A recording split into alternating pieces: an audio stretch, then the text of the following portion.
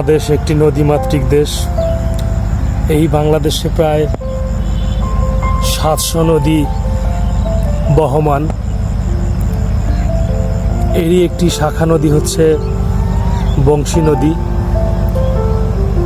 সাভার ধামরাইয়ের উপর দিয়ে বয়ে চলেছে, মিলিত হয়েছে বুড়িগঙ্গা হয়ে একদম মেঘনার সাথে।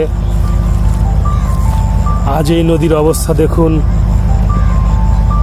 নদী দখল, বালু উত্তোলন এবং ধীরে ধীরে নদীকে গ্রাস করে নদীর নাব্যতাকে কমিয়ে আজ নদীকে শুকনো বনভূমিতে রূপান্তরিত করা হচ্ছে। নদী হারাচ্ছে তার প্রাণ।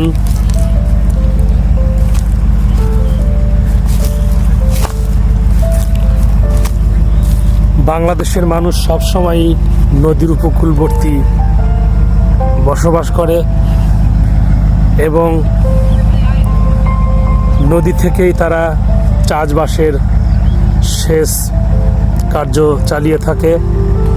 ধীরে ধীরে নদী যখন এভাবে শুকিয়ে যাবে, এভাবে চর পড়ে নদী তার নাব্যতা হারাবে, তখন এই সেচ প্রকল্পগুলো স্তব্ধ হয়ে যাবে, বন্ধ হয়ে যাবে এবং চাষের উপযোগী জমি থাকলেও অনেকে পানির অভাবে সেচ কার্য চালাতে পারবে না।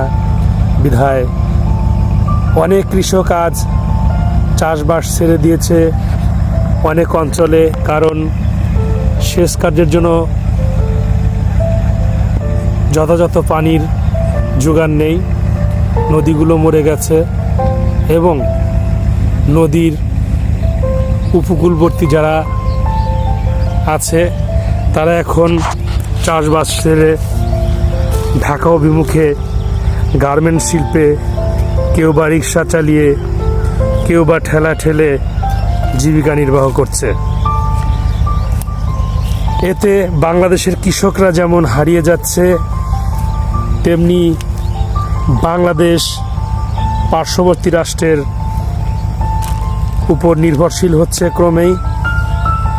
বাইরে থেকে বিভিন্ন কৃষি পণ্য আমদানি করে বাংলাদেশ তার নগদ মুদ্রা হারাচ্ছে এবং বাংলাদেশ অর্থনৈতিকভাবে অনেক পিছিয়ে যাচ্ছে।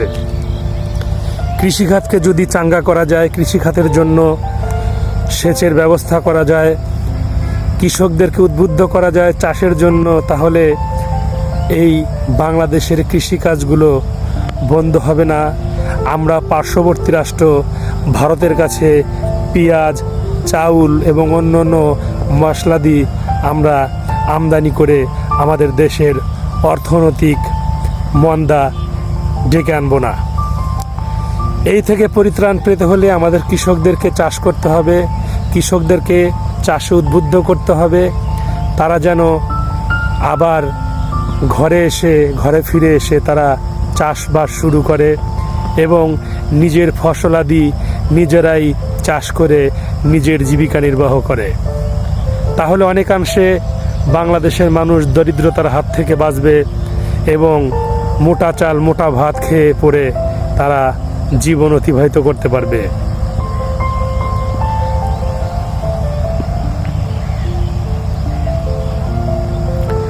আমি বলছিলাম বংশী নদীর কথা। এরকম বাংলাদেশে অনেক বংশী নদী আছে, অনেক নদী আছে যেগুলো আজ শুকিয়ে চর পড়ে প্রায় বিলুপ্তির পথে। বাংলাদেশ সরকারের কাছে একটাই আবেদন, এই নদীগুলোকে আবার তার নাব্যতা ফিরিয়ে দিয়ে নদীগুলোকে খনন করে নদীর স্রোতকে ফিরিয়ে এনে নদীর গভীরতা পরীক্ষা করে প্রয়োজন মতো ব্যবস্থা নিয়ে নদীগুলোকে বাঁচানো। নদীগুলো বাঁচলে বাংলাদেশের কৃষিকাজ বাঁচবে, কৃষি জমি বাঁচবে, কৃষকরা বাঁচবে, বাংলাদেশ কৃষি খাতে অনেক অগ্রগতি হবে। ছোটবেলা থেকে শুনে আসছি এই বংশী নদী নাকি একটা সময় অনেক খরস্রোতা ছিল এবং অনেক গভীর ছিল। এই নদীতে সব সময় জেলে নৌকার পাল সব সময় এখানে আনাগোনা করত এবং বড় বড় মাছ চোখে পড়তো এবং জেলেরা বড় বড় পাঙাশ মাছ, বোয়াল মাছ এবং অন্য অন্য মাছগুলো ধরে মানুষকে তাক লাগিয়ে দিত। সেই সময়টা যেমন এখন নেই, কারণ এই নদীতে এখন ট্যাংরা পুঁটি পাওয়া যাবে কিনা সন্দেহ। কারণ নদী একটি খালের মতো হয়েছে, একে খাল বললেও ভুল হবে না, কারণ নদীর কোনো অস্তিত্বই নাই, নদীর কোনো চেহারাও নাই। এখানে শোনা যায় এক সময় বণিকেরা দেশ বিদেশ হতে জাহাজ নিয়ে বিভিন্ন পণ্যের পসরা সাজিয়ে ব্যবসা নিয়ে আসতো এবং তারা বাংলাদেশের মানুষের সাথে ব্যবসা করত এবং স্থানীয় জমিদারদের সাথে তাদের ছিল বিশাল ব্যবসা। এখন সেটা অতীত, সেটা এখন কল্পনাও মানুষ করতে পারে না। এখন মানুষ ভাবে কিভাবে এই নদীকে ধ্বংস করে, নদীর নাব্যতা কমিয়ে বাড়িঘর বানিয়ে প্লট করে ব্যবসা প্রতিষ্ঠান করে বড় হতে এবং টাকা পয়সা কামাতে। এখন মানুষের মধ্যে সেই চিন্তা ভাবনা নেই যে এই নদী মরে গেলে বাংলাদেশের কৃষিখাত মরে যাবে, বাংলাদেশের কৃষিকার্য একদম অচল হয়ে যাবে, বাংলাদেশ অর্থনৈতিকভাবে বিশেষ করে কৃষিক্ষেত্রে বাংলাদেশ অনেক পিছিয়ে যাবে এবং পরনির্ভরশীল হতে হবে আমাদের বাংলাদেশকে। পার্শ্ববর্তী রাষ্ট্রের কাছ থেকে আমাদের কৃষিপণ্য আমদানি করে খেয়ে পড়ে বাঁচতে হবে এবং তারা প্রায়ই খোঁটা দেয় যে বাংলাদেশের কাছে আমরা যদি আমাদের পেঁয়াজ, চাউল, গম এবং মশলাদি যদি রপ্তানি না করি তাহলে বাংলাদেশের মানুষ নাকি না খেয়ে মারা যাবে। কিন্তু এখনও সময় আছে বাংলাদেশের এই ছোট ছোট প্রকল্পগুলো সরকার হাতে নিয়ে বাংলাদেশের যে শাখা উপশাখা উপনদী নদীর শাখা প্রশাখা আছে এগুলোকে আবার চাঙ্গা করে ড্রেজিং করে তাদের নাব্যতা ফিরিয়ে দিয়ে বাংলাদেশের কৃষিখাতকে এগিয়ে নিয়ে যাওয়ার জন্য বাংলাদেশ সরকারকে আমি অনুরোধ করছি।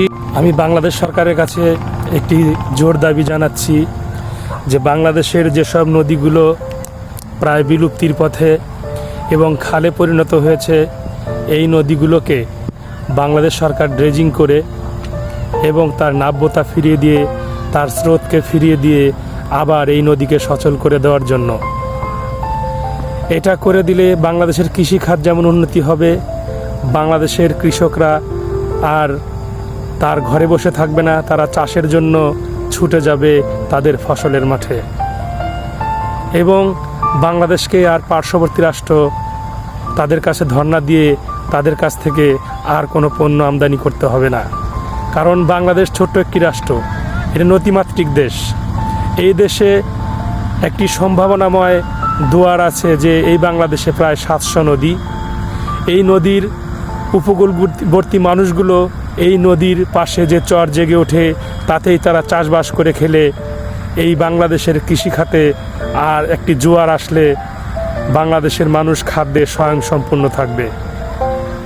তাই কৃষকদেরকে ভর্তুকি দিয়ে কৃষকদেরকে চাষে উদ্বুদ্ধ করতে বাংলাদেশ সরকারের এখন একটি পদক্ষেপ নেওয়া দরকার এবং করজোরে মিনতি করছি যেন এই সব ছোট ছোট নদীর নাব্যতা ফিরিয়ে দিয়ে বাংলাদেশের কৃষকদেরকে চাষে উদ্বুদ্ধ করে তাদের আবার একটি গণজোয়ার সৃষ্টি করতে। ধন্যবাদ সবাইকে।